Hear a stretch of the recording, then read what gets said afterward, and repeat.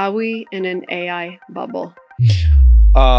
This is Mustafa Suleyman, co-founder of DeepMind, one of the first companies to teach machines how to think. Today, he leads Microsoft AI, one of the Magnificent Seven, shaping the future of our world. It's the smartest, most capable technology we've ever invented. It's improving faster than anything we've ever seen. And it's very important that we keep reminding ourselves of that. Like in 25 years' time, a large portion of the population are going to struggle to compete in the workplace with AI. With that power comes a question none of us can ignore, because the same intelligence that builds our future could also rewrite what it means to be human. These things don't suffer. They don't feel pain. They're just simulating high quality conversation. So we've got to be very careful about that. AI isn't just learning, it's starting to live with us. Your personal AI is just going to have ambient awareness of what you're trying to do and talk to you in real time. It is going to remember everything in the future and be perfect if you choose for it to do that. So if it remembers everything, what's going to happen to our brains? They don't sleep, they don't forget, they don't feel, but they're learning faster than we ever imagined. So the real question is, what happens to us next? This video is sponsored by HubSpot. Mustafa, welcome. Thank you so much for being here. Thanks for having me. The first question, everyone's talking about it on YouTube right now. Are we in an AI bubble? Yes. So no, we're not. I don't think so? I don't think so. I think when you kind of think about it, we are creating something that is truly magical. Intelligence is the thing that has made us successful as a species. And we're now distilling that into a smaller and smaller unit that can be spread all over the world and that is going to be cheap and widely abundant. So that's just a remarkable thought. Yeah, but we kind of had the same thought, during .com crash, like we're inventing internet, blah, blah, blah. But there are some companies that, their valuations are much higher than their revenues. And like everyone's talking about NVIDIA investing and then that revenue going back to NVIDIA. What do you think about that? No, I think the value that we're going to produce in the next 5 to 10 years is going to be unprecedented. So you don't think we're going to experience something like, 2008, COVID? I mean, who knows? But I think if you just focus on the fundamental value that's being created, this is the best prediction engine anyone's ever seen. It's the smartest, most capable technology we've ever invented. It's improving faster than anything we've ever seen. It has got more easy to shape and control, not less. 3 years ago, we thought that it was going to get more chaotic and more disorganized, that we weren't going to be able to sculpt it. And now we're producing beautiful, powerful, amazing experiences that are surprising us every month. So yeah, I know I'm genuinely very bullish. Okay, so you're not worried, you're good. And we shouldn't be worried. Okay, that makes me feel better. Okay, let's talk about AI becoming more conscious. You talked about it in one of the podcasts that we perceive AI more and more as human. Yeah. How fast is it happening? What's going to happen in the next few years? It is getting more human-like. It's getting more accurate. It's getting more fluid, more smooth. And that is unprecedented. At the same time, it's definitely not conscious. It isn't aware of itself. It can't speak about itself. It's very different to what it's like for a human to have a subjective experience and to feel pain and suffering. And it's very important that we keep reminding ourselves of that, because consciousness is the basis of our rights-based framework. And it is the thing that gives us responsibilities as citizens in societies, that allows us to vote, which allows us to be subject to the law, which creates order. We can't begin to attribute this quality to a new species. That would be terrible for our species. Yeah, but we still heard stories of Google, the story that you told in your book of Google engineer who was convinced by AI that it was experiencing sadness and it was afraid of being shut down. True. Yeah. And that was an anthropomorphic projection. People, just because it has some human qualities doesn't mean it has all of human qualities, including subjective experience.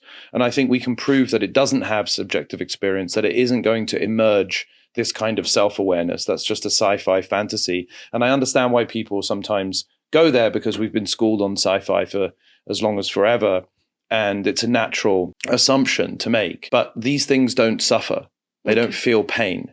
They're just simulating high quality conversation. And that is magical and it feels amazing. But that doesn't mean that it feels something internally to be one of these models. So we've got to be very careful about that. Because some people talk about our kids having real relationships with AIs in 10 years, like getting married to AIs. Do you think it's something that could potentially happen? And if yes, how can we prevent that? I think the history of the human condition proves to us that if it's possible, someone will probably do it. People do crazy things, but the majority of people don't. The majority of people are pretty sound of mind and pretty sensible and just want to live healthy, happy lives. And so if some people choose to marry their AI in 20 years' time, I'm not going to kind of sit here and necessarily judge that or say don't do it or do it. If you ask me my opinion, I don't think that these should be treated as entities that are of equal moral significance to humans. I think that they should be in service of humans. They should work for us. That's why we invent technology. I love the technology behind this microphone because it amplifies our voices and distributes them to millions of people on the internet. That is a technology that is in service of humanity, that's doing good. Yeah. That's what we want.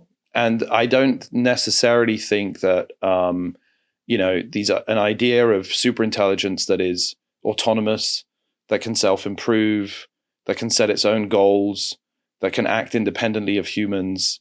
That to me doesn't feel like a positive vision of the future. It would be very hard to contain something like that or align it to our values. And so that should be the anti-goal. That's not what we're trying to build. Yeah. In my opinion, we're trying to build a humanist superintelligence, one that is aligned to our interests on our team, in our corner, backing us up. That's the great project that we're engaged in at Microsoft with Copilot. But then again, a lot of people are talking about AGI. Is that similar to superintelligence, or how would you? Yeah, you can think of AGI as a step before maybe superintelligence, but roughly speaking, they're used fairly interchangeably. Because Demis, your ex-co-founder, mentioned we could achieve it by 2030. Can you talk about what it means for society? Yeah, I mean, I think achieving human level performance at most tasks, I wouldn't say all knowledge tasks, that feels quite likely in the next 5 years. I think it's a fairly grounded prediction. If you think about it, these models already do many tasks better than a human. I mean, summarization, translation, transcription, research, document writing, maybe even arguably poetry or some parts of literature or whatever. So you can see that they're taking steps towards being as good as a human at being a project manager or being a marketing person or an HR person or having a tough conversation with somebody about a diagnosis for a medical condition they have. So it is going to fundamentally change work in the most profound way. It's going to change the type of work that we do. 10 years ago, it wasn't possible for you to do the job that you're now doing. But with streaming content, you don't need a big team around you. You don't need to be part of a big institution.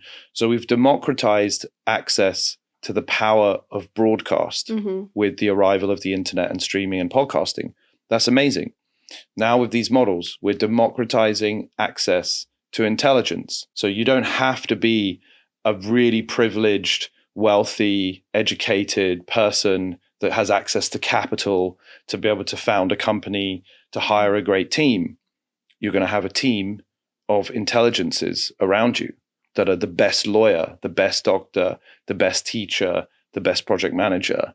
And that is going to create unbelievable amounts of competition, because the distance between an idea and the realization of that idea is going to collapse. That's an amazing thought. Yeah. People are just going to be thinking new companies into existence, new products, new pieces of poetry. But that's amazing. People. You said people. Like my concern. You and me. Like you're going to have an agent around you that is going to be able to execute on that idea. You know what my concern is with superintelligence? That AI is going to come up with ideas.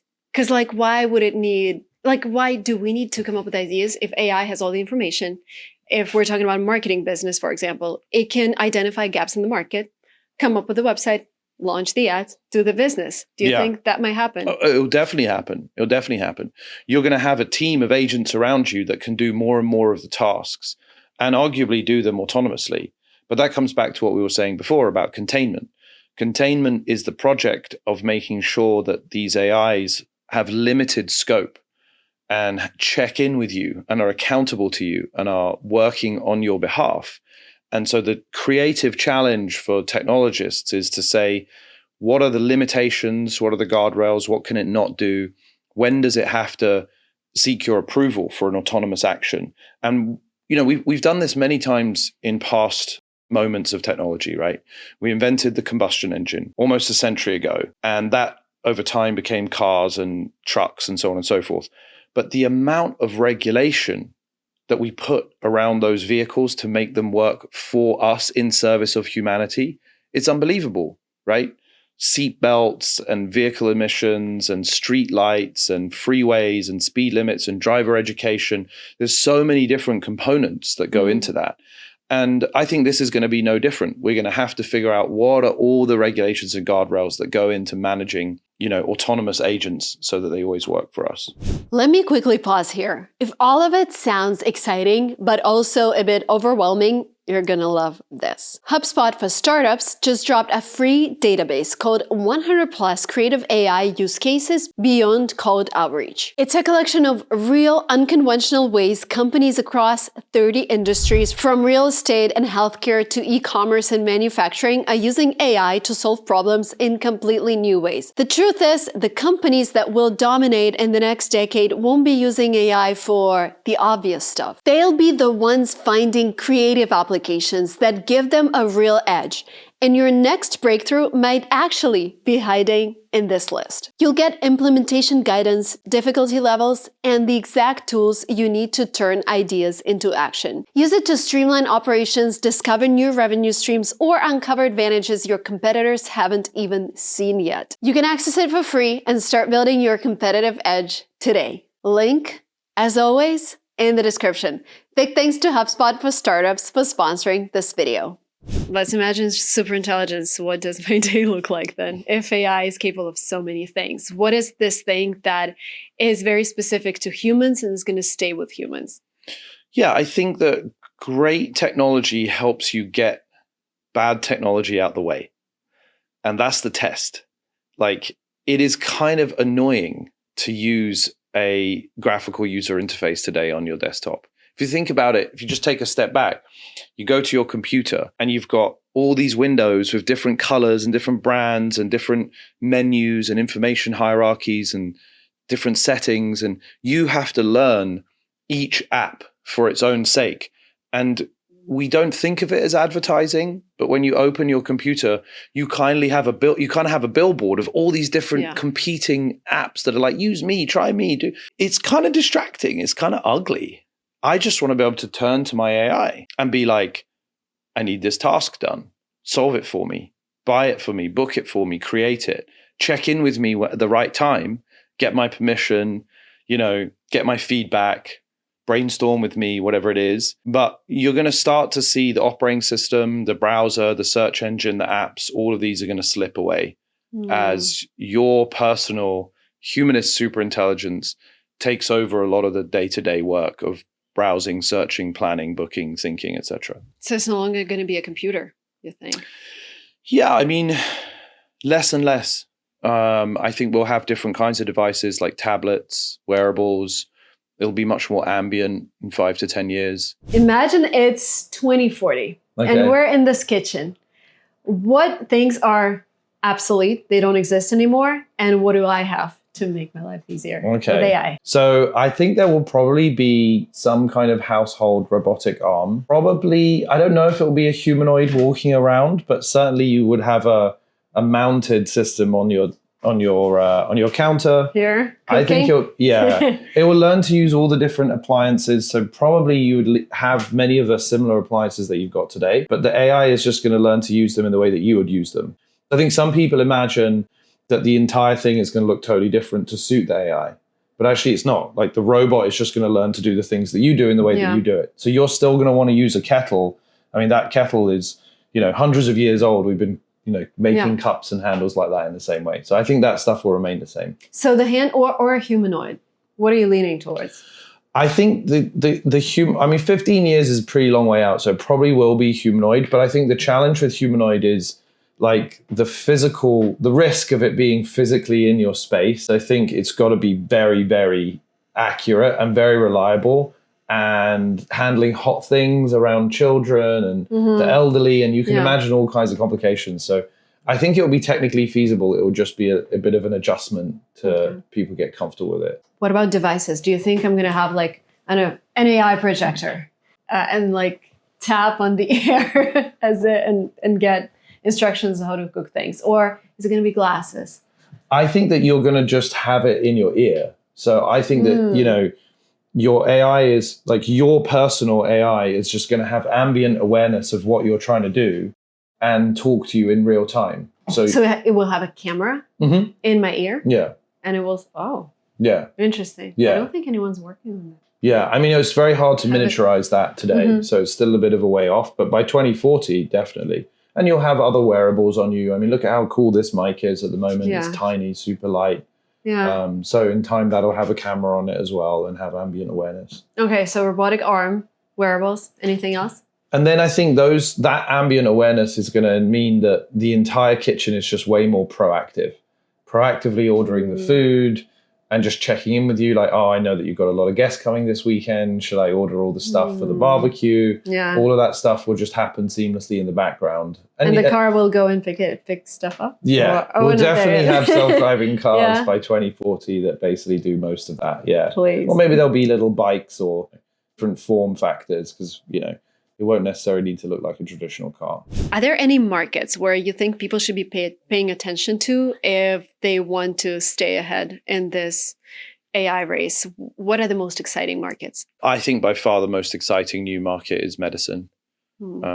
I think at the moment, the quality difference between the top 10% and the bottom 10%, even in the United States, let alone rest of the world, is unbelievable. The gulf is like probably an order of magnitude. It's huge. Yeah. And again, that's going to completely collapse because everybody is going to have access to medical superintelligence, and it will cost $20 a month. Like, it is going to be remarkably cheap. And talk to me about what you just released. Harvard-backed research, right? Within Copilot, if I ask a medical question, how is it going to work? Exactly. So now, I mean, we find that like about 40% of our queries each week are health related. 40%? Yeah, 40. It's pretty remarkable. Like millions of people a day are asking health related queries. So we decided to really focus on improving the quality of the health answers. And part of doing that is that we ground the answers in citations from Harvard Medical, which is an amazing kind of gift to the world, like the most respected health 100%. Institution. And we also do the NHS in the UK, and we'll be doing other health systems over time. And so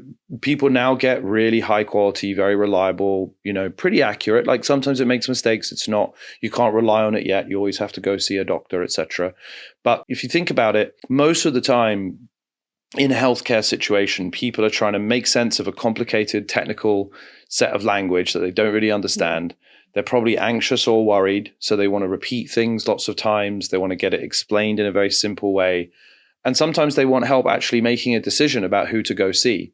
So we also now have recommendations for physicians. You could go see a doctor, you could see a dermatologist, you could see a physio.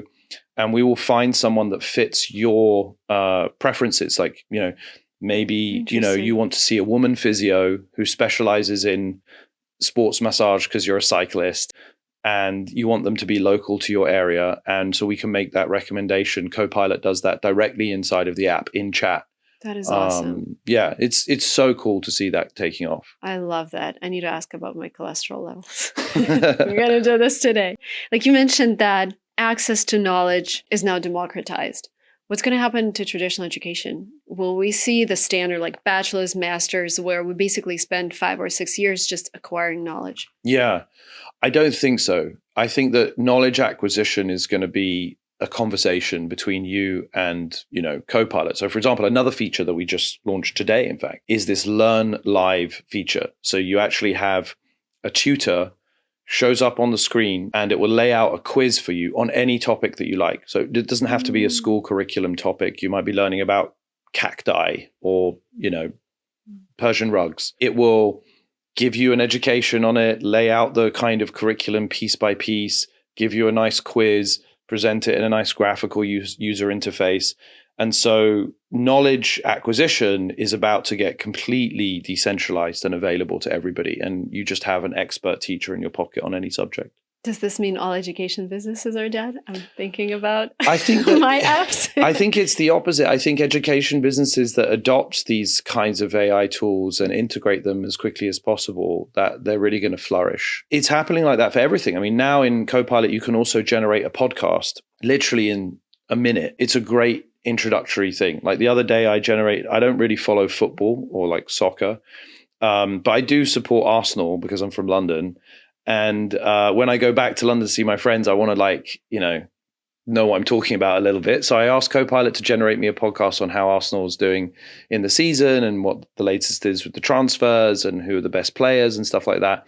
So just like fun, simple bits of information are perfect. And now I'm in the gym listening to a little 5-7 minute podcast about that. Going back to knowledge and education, should I be saving for my kids' college or not? They're 5 and 4. So 15 years time. Yeah. Probably not. There you go. I don't know. It's really hard to judge. I'm not sure that we will value a Stanford education that costs, I don't know, what does it cost? 50 grand a year or something? I think more. Is it more? Something crazy. 50 is a private school here. Right. I mean, I think that we're going to have world-class expertise on tap that costs $20 a month. But what if, like, for example, right now I'm educated and like I studied maths, economics, so I can have these conversations.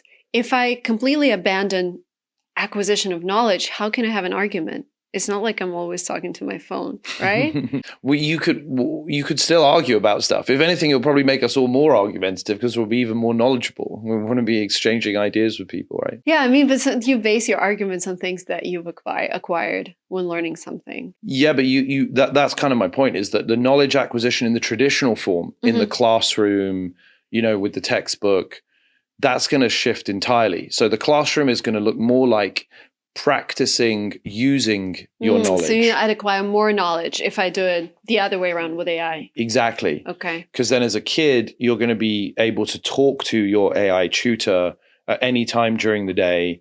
You're going to learn from the AI podcast. You're going to learn from the AI video that is going to be generated. So all the kind of straightforward teaching is going to take place, with the student and the AI. And then when you come into the classroom for your day, the students are going to be talking to each other about the knowledge that they've acquired from their AI and debating and learning to, be more empathetic and be better listeners and adjust their tone and, that kind of thing. So what do you think parents should be teaching their kids now? I think it's still important to be good at learning knowledge from first principles yourself, and not depending on the sort of AI tutor leading you through. I think one of the most important things is from school is the discipline of being able to teach yourself. That's a meta skill.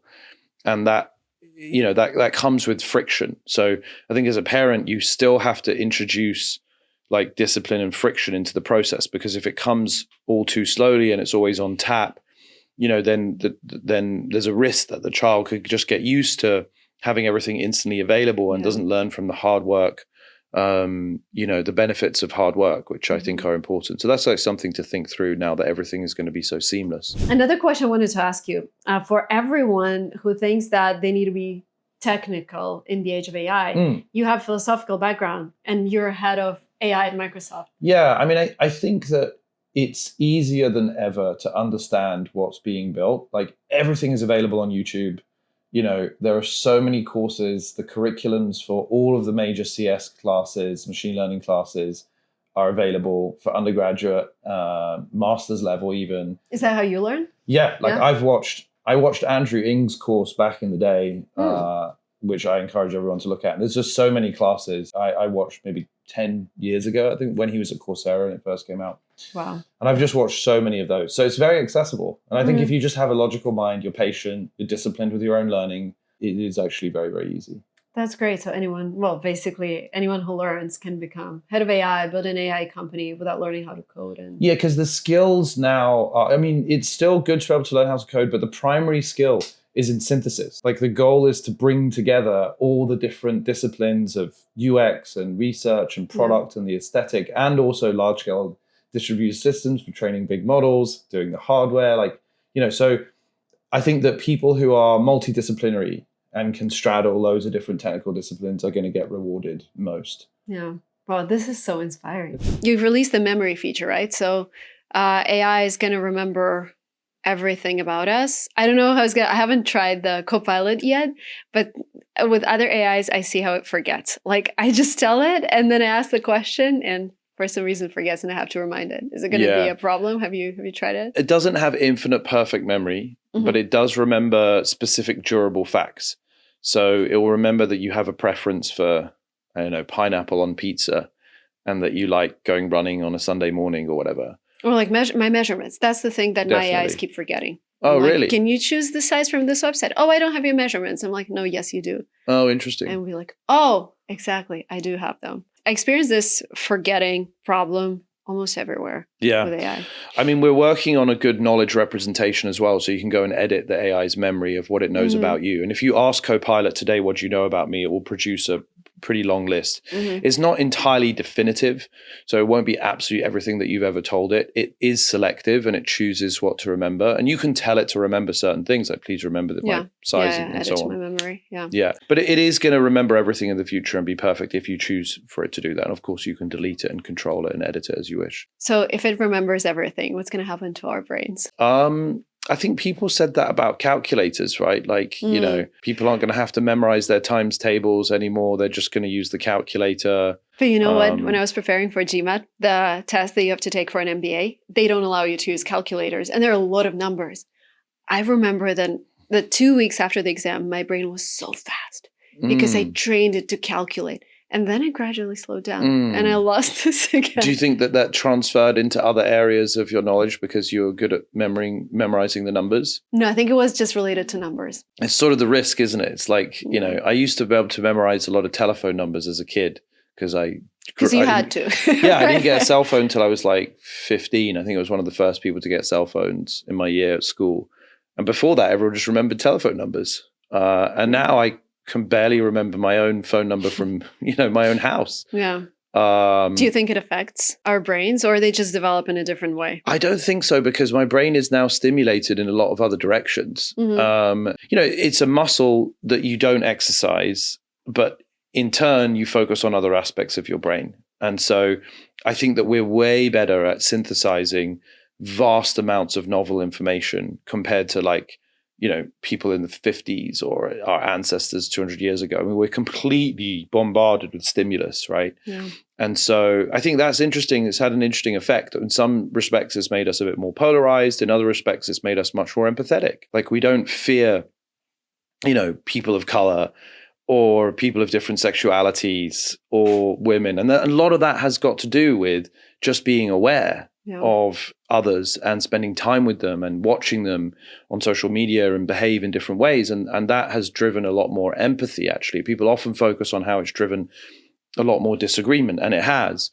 But it's also driven so much more understanding and, respect and forgiveness and those kinds of things. So in general, do you think we're getting dumber with AI or not?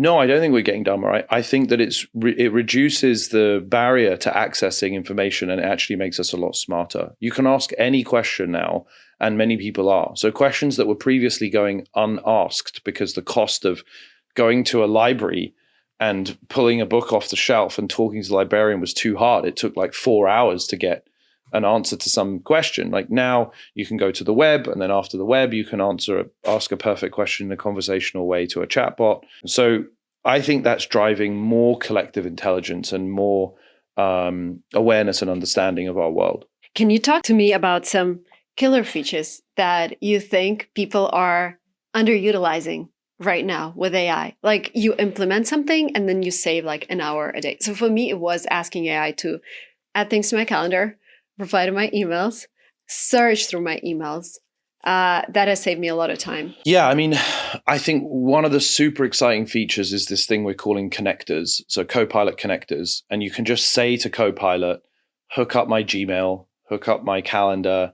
You can do it in Teams. You can do it with your Dropbox. You can do it for any basically source of data that you have about yourself, and then ask Copilot any question about it. Mm-hmm. So scheduling, booking, searching for content, and it will actually integrate that knowledge into its answers as well.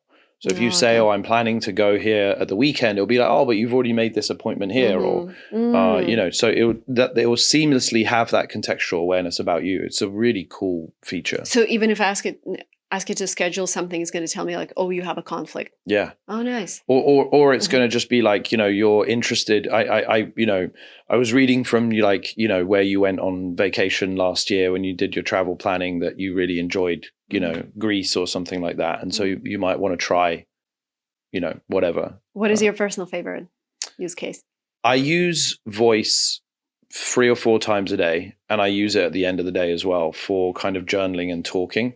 I have it set up on my iPhone in the power button. So I'd literally just press the power button, straight away goes into voice mode. And then I kind of talk to Copilot on the way home when I'm driving home. So you talk about your day, or? Yeah, talk about my day. Like journaling? Yeah, it's totally journaling. With AI. And then it will remind me what I've said in previous days, and it will help me think through a tricky problem I have. And it kind of maintains state for me. Wow. It's like a second memory. Wow. I love this. Yeah. It's like second memory journaling that has all the information, and then helps you with your decisions. Yeah, it does. That's fascinating. Very cool. Do you ever worry it knows too much about us? No, I think that as long as it's useful and it's got a purpose, I don't mind. Mm-hmm. And I think that's also the story of technology so far, right? Yeah. Everybody uses the camera and uses location and knows their search history is helping personalized search. So, like you said, we have to be careful about it. Elon Musk is very vocal about containing AI. I think Jeffrey Hinton said that we'll have to be plumbers if we don't learn how to work with AI. I think he said plumber, did he? Yeah, because we're still not there with robotics to do certain tasks, especially like when every house is custom, right? So it's not a standardized task. But with intelligence, it's like we're getting to a point where, people either learn to do something with hands or become entrepreneurs and use AI to bring their ideas to life, or then you're out. No, but I think it's making all of us way more creative because people have access to tools in a way they never had before, right? Not just access to information, but access to experimentation. So you can take an idea, generate the product for it in an image. You can generate the technical specification. You can get the documentation for your marketing campaign. So you can simulate all of these things ahead of time before you've even built and deployed something. What if you're not entrepreneurial enough? I'm just thinking about people who are like, I just want to do standard thing every single day. Yeah. Yeah. And I just feel good about it. Right. But is that an AI problem, or is that I think it's an AI because those human problem? Because those standardized tasks, something that's super repeatable is being replaced. Yeah, but it depends on your default assumption about the human condition.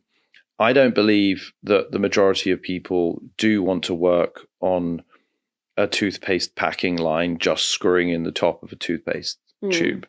I think that people want creative work. I think people want to pursue their passions. They want to, be led by their own interest and curiosity.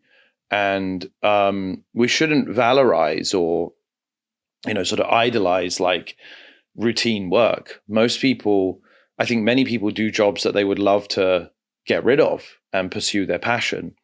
And I think AI lowers the barrier to entry to you pursuing your passion. Quite often you might be in a partnership with your husband or your wife or your best friend, and they might not be as interested in collecting stamps or, sort of keeping snails or, great shoes as you are, right? And then that's unfortunate. Now, you have an AI that knows everything that you could possibly think of, about your stamp passion. Yeah. And I think that's cool. What about adjusting to the speed at which AI is developing? During the Industrial Revolution, workers destroyed machines that replaced them. Could something like that happen again? That's natural. It's healthy. to express fear and frustration publicly and be open and vocal about it. We shouldn't shame it. People are afraid. Yeah. And it's very understandable. But the history of science and technology tells us that net, these tend to be, or at least so far, they have been incredibly positive transitions we've made. Like automation has lifted billions of people out of poverty. You know, our average life expectancy over the last 250 years has gone from about 30 to about 75, right? That's unbelievable. Like that people are living 3 times longer pretty much. And that's as a result of all of these discoveries and all this science and so on. So I think so far so good. And I do think that the trend is headed in the right direction. It doesn't mean that there won't be consequences and side effects. And like you have to be very open-minded to that and very like conscious of it. It is going to happen. Do you think in our case we'll have UBI to I hope work so. with that problem? Because we've never had it before, and you think this is the time? I think we do have it. I mean, that's what our taxation system does. It decides who to, redistribute from and who to redistribute to, and it incentivizes certain types of behavior. I like how you think about it. And so we do have a large scale redistribution mechanism today. Yeah. Wealthier people do pay more taxes than people who don't, pretty in much. In the US. Sort of. That's pretty roughly true. It's true. Certainly income tax, not so much on capital gains tax, it's true. And so we've done redistribution before and we'll have to do redistribution again. I mean, the truth is these are labor replacing technologies and you can debate the timelines, but I think you can certainly say by 2050, like in 25 years' time, I think there's going to be significant structural disemployment. I think that a large portion of the population are going to struggle to compete in the workplace with AIs, and we're going to have to decide whether to shorten the working week or whether to increase taxes on some portion of capital, or indeed like some portion of high earning incomes. Yeah. And how to redistribute that, because that's what civilization is about. It's about bringing everybody with us and not just, a few. 100%. And do you think the governments will be working on that, or large companies who have? I think the governments have to lead it. I mean, it needs to be democratically accountable, and there's no question that it needs to be led by governments. But companies are gonna be the ones footing the bill. Companies are going to be the ones that are driving this massive transition. I mean, Bill Gates said many years ago now, like 6 or 7 years ago, that we need a robot tax. The only way to do it is to tax the robots, right? And tax, essentially what that means is tax capital. Because intelligence, which was previously the domain of labor, like people, is now getting converted into capital. It's going to be turned into a commodity that can be sold and resold infinitely. And so that's where the value transition is going to happen. And so taxation has to follow that value transition. He called your book his favorite book on AI.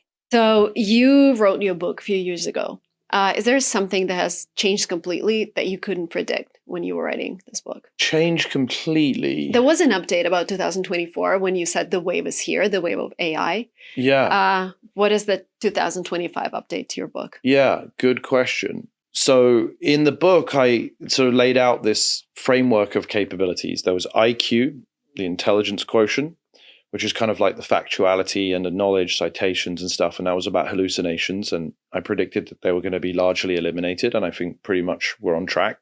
Pretty much they are.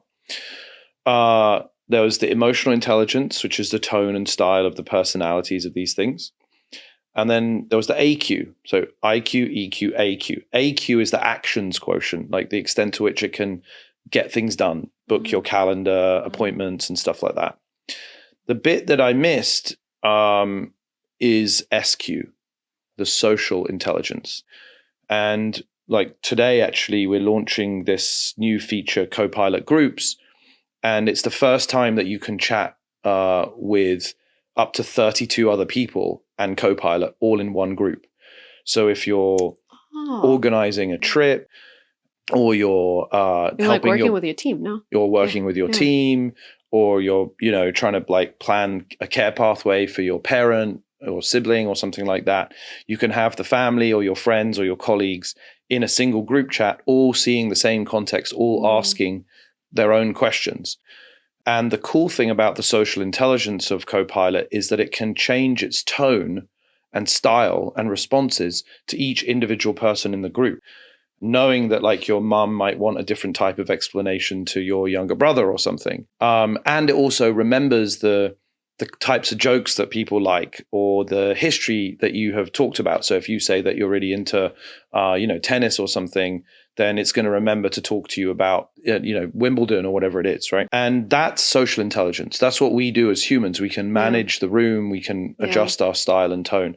I didn't expect us in 2025 to design AIs that are really good at IQ, knowledge, and factualness, have really pretty good personalities, can actually take actions on our behalf, and can manage group settings. The group thing is very exciting. Wow. Well, where does this lead us in 10 years, this particular quality of AI? I think it's going to be the main frontier. I think it's going to be the most interesting part, because those group settings will involve other humans joining them. So it could be a professional joining, like a lawyer to give legal advice. And then that lawyer is going to bring their own AI paralegal to fact check or to summarize. Or it could be the doctor, and you will have spoken to your AI doctor for half an hour before the human doctor comes in to the same chat.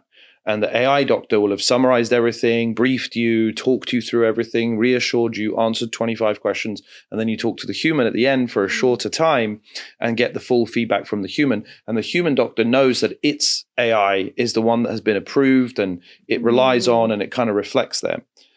So you'll have humans and AIs of different types all in the same group setting. Like a Zoom call.